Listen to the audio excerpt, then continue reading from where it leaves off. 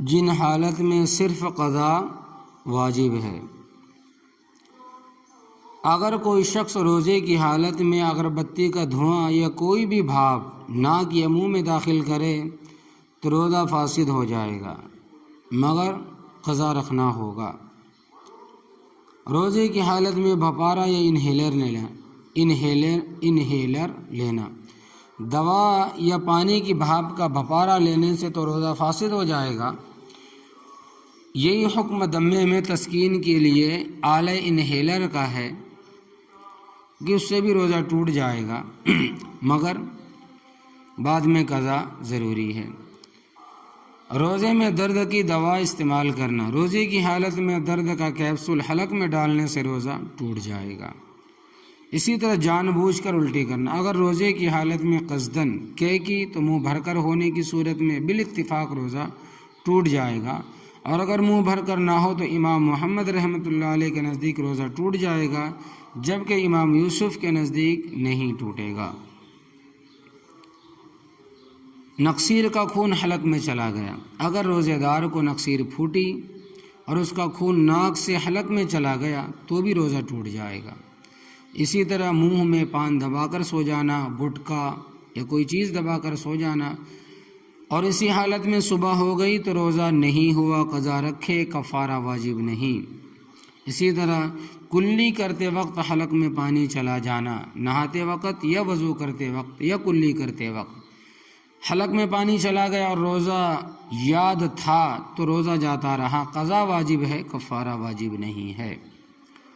ناک یا کان میں تیل ڈالنے اور حقنہ کرانے سے روزہ ٹوٹ جاتا مگر کفارہ واجب نہیں ہوتا۔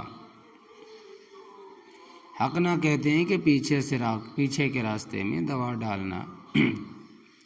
غلطی یا دھمکی کی وجہ سے روزہ توڑ دینا، اگر کوئی شخص غلطی سے روزہ توڑ دے یا دھمکی دے کر کسی کا روزہ فاسد کرایا جائے، یعنی کہ تجھے میں ختم کر دیتا ہوں، قتل کر دیتا ہوں، تو روزہ توڑ دے نہیں تو تیری جان جائے گی، تو ایسی صورت میں صرف قضا لازم ہوگی، کفارہ نہیں۔ یعنی کہ رمضان کے بعد وہ روزہ رکھ لے۔ پتھر کی کنکری یا مٹی کھانا، پتھر کی کنکری یا بفائدہ مٹی کھانے سے بھی روزہ ٹوٹ جاتا ہے، چاہے لکڑی چبا لیں، پتھر کھا لیں، مٹی کھا لیں، روزہ اس سے بھی ٹوٹ جاتا مگر صرف قضا لازم ہوگی۔ کان میں یا ناک میں دوا ڈالنا، اگر کسی نے روزے کی حالت میں کان یا ناک میں دوا ڈالی تو روزہ ٹوٹ جائے گا، قضا لازم ہوگی، کفارہ نہیں۔ مسوڑوں کا خون اندر چلا جانا، مسوڑوں کا خون اندر چلے جانے سے بھی روزہ ٹوٹ جاتا ہے اور صرف قضا لازم ہوگی۔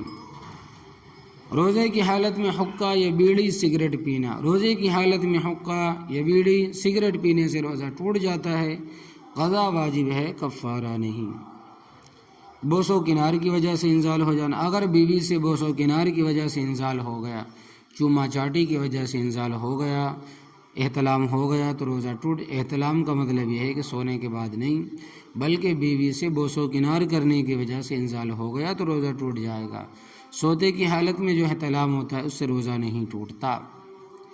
تو بیوی سے بوس و کنار کرنے کی وجہ سے منی نکل آئے تو روزہ ٹوٹ جائے گا، قضا لازم ہوگی، کفارہ نہیں۔ احتلام سے روزہ نہیں ٹوٹتا، لیکن اگر کسی نے غلطی سے یہ سمجھ کر احتلام کی وجہ سے روزہ ٹوٹ جاتا ہے، افطار کر لیا، کھانا کھا لیا تو کفارہ نہیں، صرف قضا لازم ہے۔ سخت بیماری کی وجہ سے اگر روزہ افطار کر لے اس پر صرف قضا کرنی پڑے گی، کفارہ نہیں۔ اگر کسی نے قصدن روزہ توڑ دیا، جان بوجھ کر روزہ توڑ دیا، پھر بیمار ہو گیا یا عورت کو حیض آ گیا تو قضا لازم ہوگی، کفارہ ساقط ہو جائے گا۔ عورت کے ساتھ زبردستی جمع، رمضان کے روزے میں اگر عورت کے ساتھ مرد زبردستی مجامعت کرے، ہم بستری کرے، تو عورت پر صرف قضا لازم ہے، کفارہ نہیں، مگر کرنے والے پر دونوں لازم ہیں اگر وہ روزے کی حالت میں ہے تو۔ روزے میں انیما لینا، پیٹ کی صفائی کے لیے پیچھے کے راستے سے جو دوا چڑھائی جاتی ہے جس کو انیما کہا جاتا ہے، اس سے روزہ ٹوٹ جاتا ہے۔ اسی طرح عورت کی شرمگاہ میں دوا رکھنا، اگر کسی عورت کی شرمگاہ میں کوئی دوا ڈالی جائے تو فوراً اس کا روزہ ٹوٹ جائے گا۔ ڈاکٹرنی کا عورت کی شرمگاہ میں ہاتھ ڈالنا، اگر کسی مرض کی تشخیص یا مدت وضع حمل کا اندازہ لگانے کے لیے لیڈی ڈاکٹر کسی عورت کی شرمگاہ میں ہاتھ ڈالے تو اس کی دو صورتیں ہیں۔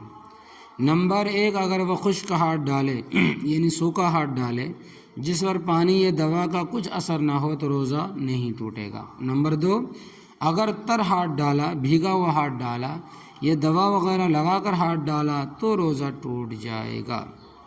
اللہ عمل کی توفیق عطا فرمائے۔ تو یہ وہ چیزیں ہیں جس سے قضا واجب ہے، کفارہ جس سے واجب نہیں ہوتا۔